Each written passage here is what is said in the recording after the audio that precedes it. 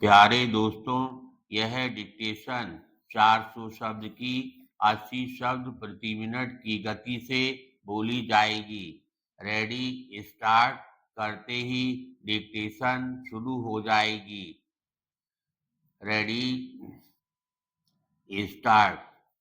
महोदय, आज इस पवित्र स्थान पर, इस पवित्र अवसर पर यहाँ आपके साथ मिलकर कुछ बोलने का, कुछ सुनने का जो अवसर मिल रहा है, इसे मैं अहोभाग्य मानता हूँ।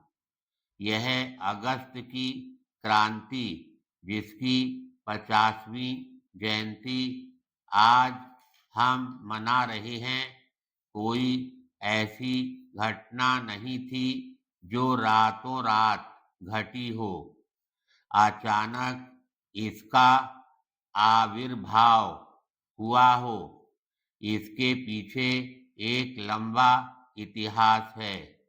वचन तोड़ने का, दिए हुए वचनों को तोड़ने का और देशवासियों की जो अपेक्षाएं थीं, उनके भंग करने का यह इतिहास था, जिसके कारण भारत के बच्चे बच्चे के मन में यह बात आई, यह संदेह आया कि यह ब्रिटिश सरकार केवल वचन देती रहेगी, उसका पालन कभी नहीं करेगी।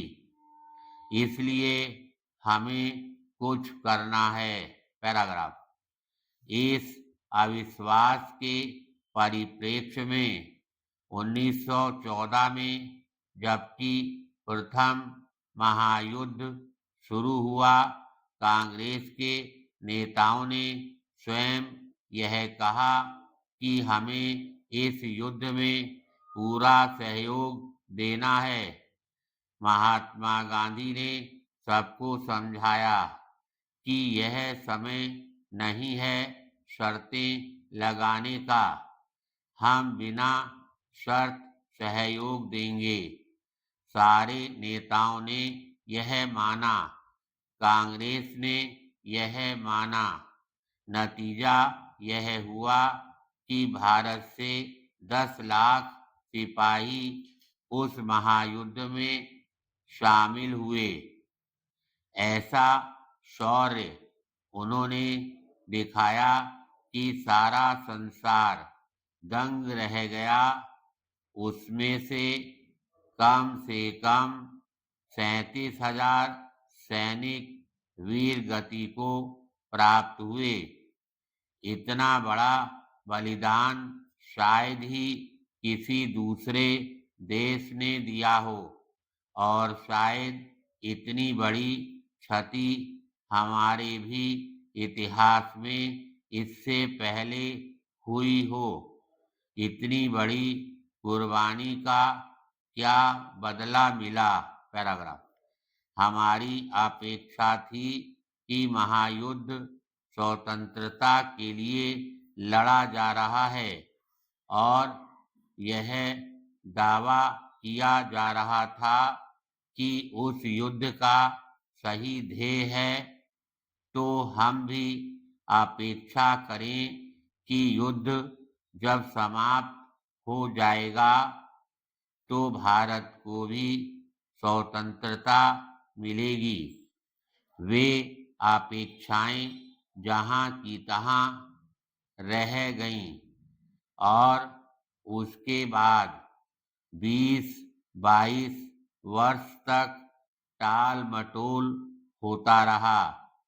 कभी कोई प्रतिनिधिमंडल आया, कभी कुछ हुआ, कभी कुछ हुआ।